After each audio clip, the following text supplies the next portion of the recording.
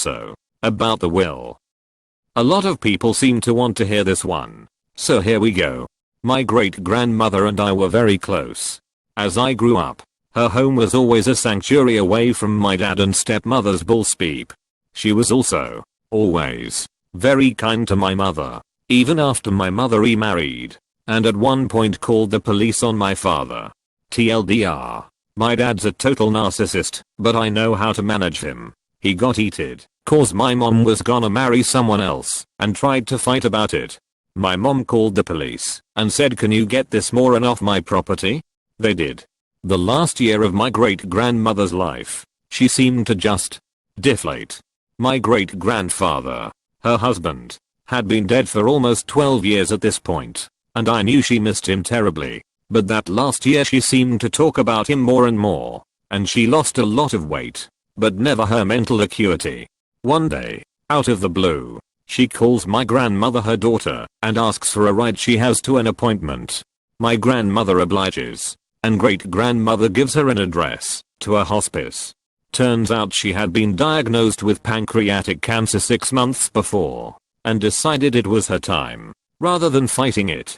She didn't tell anyone, because she didn't want us to try to talk her into chemo and such, when she was nearly 90. She passed very quickly after she entered the hospice, and meeting up for the funeral was the first time I'd seen my stepmother in person since I graduated from high school. I avoided her and spent most of the time talking to my grandparents and my aunt. Even my mother came to the funeral, and I could tell she was very distraught about my great-grandmother's death. It was a lovely service in her tiny Methodist church, and then she was buried next to my great-grandfather in the nearby cemetery. My grandmother asked everyone to stay in town while she handled the will, and then we'd separate everything out. I told her I couldn't afford to, but I wasn't working at the time, yay mental illness, and she offered to let me stay at her house. My great-grandmother's house was locked up like a vault. My grandmother, probably in a blessed moment of foresight, hired security to watch over the house and its possessions 24 hours a day. And wouldn't you know, every day they had to report a redhead in her mid-30s tried to go into the house, and they had to turn her away. About 3 weeks later, mostly spent with me seeing movies with my grandfather and making food for my grandmother, who never learned to cook. My grandmother called everyone together at my great-grandmother's house to handle the will. Please, friends, line the llamas up to the left, yourselves to the right, and snacks will be handed out in an orderly fashion. My grandmother decided to do a reading of the will. I'm about 1000% sure this was because her own llamas were nearly starving from 3 weeks of laying low, and they desperately needed to be fed. Attorneys don't normally do readings of the will like you see in movies, so my grandmother read it also, so she could see reactions. But my great-grandmother's attorney was there, with a box that was to hand out things from my great-grandmother's safety deposit box in the bank. The will was organized by generation. To my grandmother, the house and whatever remains of her possessions and money, after everyone else listed has received this. To my great-uncle, my great-grandfather's personal effects, like his watches and cufflinks. My great-uncle basically took a huge sum of money from his parents in the 60s to go be a hippie, so there was no contention about him not getting much now. To my aunt, my great-grandmother's antique sewing machine that she'd inherited from her mother, and a lot of her vintage designer dresses. To my aunt's husband, my great-grandfather's classic car, it was some 60s Mustang or something. I'm not a car person. All I know is it's apparently a good one. To my uncle, their summer home by the lake. To my uncle's wife, my great-grandparents' books except the cookbooks, and the bookshelves to keep them in. To my dad, my great-grandfather's golf clubs, pipes, and camera equipment. Get your llamas ready.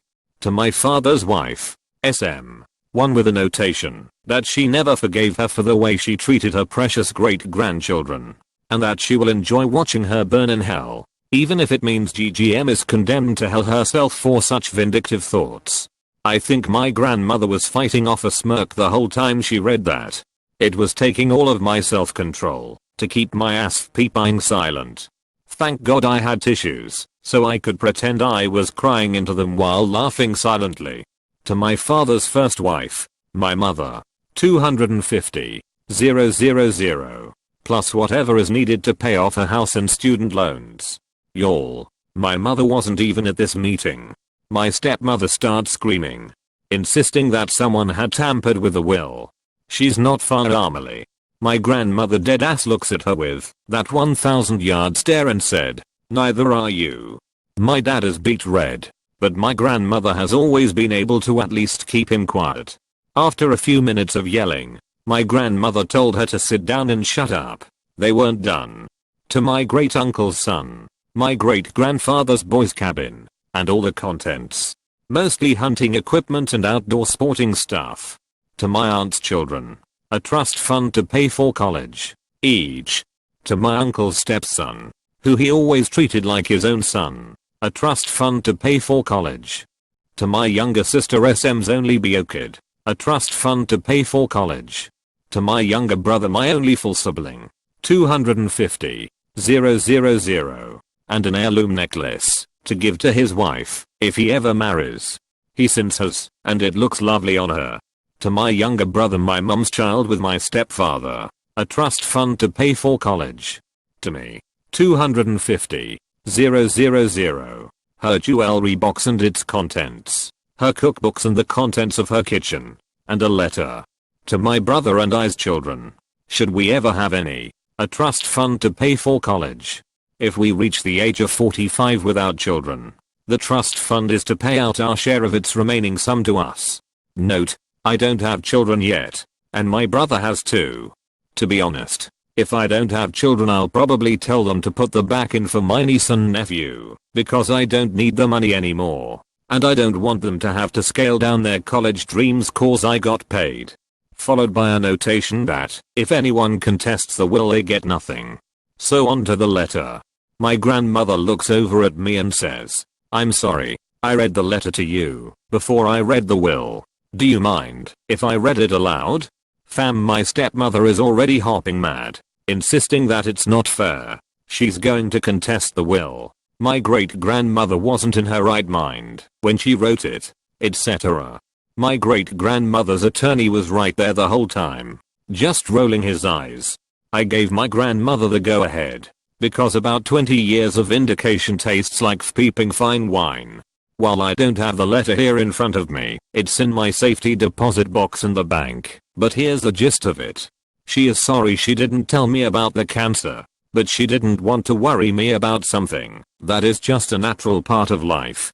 She is sorry that I drew the short straw when it came to parents, but is very proud of me. That my stepmother is a homewrecker and not to let her touch a cent of my money, no matter what my father says. That she hopes I'll use some of the money to get the mental health help that was denied me in childhood, because my father is more concerned with his idiocy than his daughter's welfare. The rest was mostly life advice and encouragement. Sorry, I'm crying a bit writing this. I really miss her. You could have heard a pin drop in that room after my grandmother finished reading it. After a few minutes, my stepmother sputtered, "You can't let her do that." My dad just grabbed her arm, and the two of them left. As soon as they were out of the door, my brother looked at me and said I'd high five you, but that seems crass. And the rest of my relatives started laughing. According to my little sister, my stepmother yelled a lot about how they needed to contest the will. And finally my father shut her up with, "I've divorced better women for less. That's enough."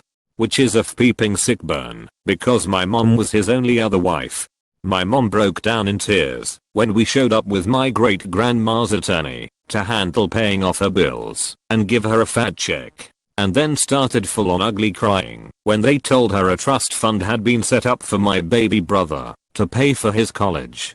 She didn't realize my great grandmother thought so highly of her, and the money wiped out all but a few credit card bills overnight. Plus knowing she didn't need to save for my little brother to go to college made her life so much easier. As for me, I got the mental health help I needed, and I'm still getting it. I used a significant portion of the money to pay for college once I was stable, got a nice job working from home, and used some more to move to Southern California, since I have seasonal depression, and not having a real winter helps a lot. A fake My stepmother is still a bitter spiteful bitch that knows no one likes her. My father and I have an agreement that we do not talk about her, and I do not have to ever see or speak to her or consider her existence in any way. Rules reminder. r/justnormal does not tolerate shaming or trolling of any kind. If anyone gets a PM from Isnitters, the Broody Baron or another troll, click here. Don't report things just because you don't like or believe them. TL. Doctor? Don't be speepty. This is a support sub. I'm a bot, and this action was performed automatically. Please contact the moderators of this subreddit /message/compose/ to /r/justnormal if you have any questions or concerns. The most beautiful thing I've read. Bless your great grandmother. X. I'm reading this from the distant future, and I know it's weird to comment on an old post, but go great grandma. What an awesome lady.